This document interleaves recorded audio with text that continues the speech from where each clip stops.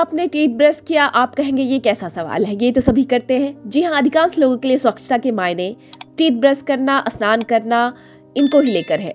तो जिस तरह आप अपने डेंटल हाइजीन की केयर करते हैं रोजाना, क्या आपने अपने मेंटल हाइजीन की केयर करते हैं रोजाना?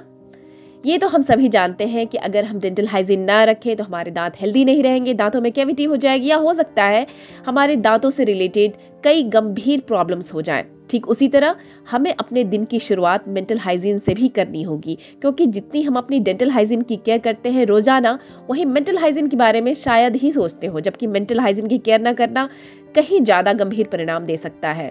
तो कैसे हम रखें मेंटल हाइजीन, वो भी डेली बेसिस पर, और क्यों रखें? फोकस्ड माइंड हमें अधिक क्रिएटिव और प्रोडक्टिव बनने में हमारी मदद करता है, दूसरों के साथ बेहतर संबंध होने की संभावना को भी बढ़ाता है। एक रिसर्च में चौंकाने वाली खबर आई है कि एडल्ट लगभग आधे घंटे मन भटकाने की स्थिति में बिताते हैं। उनका ध्यान सीधे उनके काम, जो सामने उनके काम होता है, उनके अलावा किसी अन्य चीज पर केंद्रित होता है। कभी कभी हम एब्सेंट माइंड की स्थिति में होते हैं और वास्तव में मानसिक रूप से उन चीजों पर केंद्रित नहीं होते जो हम कर रहे होते हैं।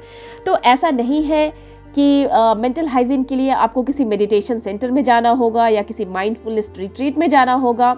हम अक्सर बड़ी बड़ी टर्मिनोलॉजी के बीच फंस कर रह जाते हैं और छोटी छोटी चीज़ों को रिकॉग्नाइज ही नहीं कर पाते और अवॉइड कर देते हैं। तो मेंटल हाइजीन भी कहीं भी कभी भी लाइक डेंटल हाइजीन की तरह हम कर सकते हैं। तो आइए आज कुछ मैं शेयर करती हूँ आपसे कुछ इतनी इंटरेस्टिंग चीज़ें जो आप अपने डेली एक्टिविटीज़ के साथ ही कर सकते हैं। अब डेंटल क्लीनिंग को ही ले लें। डेंटल क्लीनिंग माइंडफुलनेस की शुरुआत होती है। अब टीथ ब्रश कर रहे हैं, अपने दांतों के साथ ब्रिसल्स की सनसनी को महसूस करें, पानी के टेम्परेचर और टूथपेस्ट के स्वाद पर ध्यान दें। ये भी स्थिति माइंडफुलनेस है, क्योंकि यहाँ भी आप प्रेजेंट में हैं। यहाँ आप 2 से 3 मिनट माइंडफुलनेस प्रैक्टिस कर लें।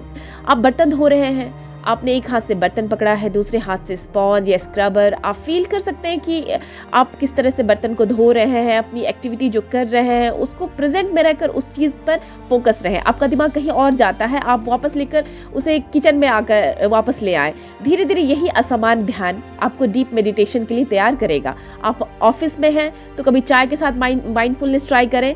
चाय की चुस्की लें और चाय के कप को होल्ड करने पर ध्यान जमाएं, उसके स्वाद को टंग पर फील करें। और आपको इन सब एक्टिविटी में माइंडफुलनेस की झलक मिलेगी और आप तैयार हो रहे होंगे एक बेहतर माइंडफुलनेस को ट्राई करने की दिशा में। माइंडफुलनेस की इसे नर्सरी कह सकते हैं, जिसे जहाँ पर आप एक ABC वाला जो फर्स्ट स्टेप होता है ना, उसको सीखकर एक बेहतर माइंडफुलनेस प्रैक्टिस की ओर बढ़ रहे होते हैं। तो फ्रेंड्स, मैं श्वेता आपसे मिलती हूँ फिर एक नए वीडियो के साथ जो मेंटल फिटनेस की दिशा में माइलस्टोन साबित होंगे। तब तक के लिए आप सब अपना ख्याल रखें। Let's high five.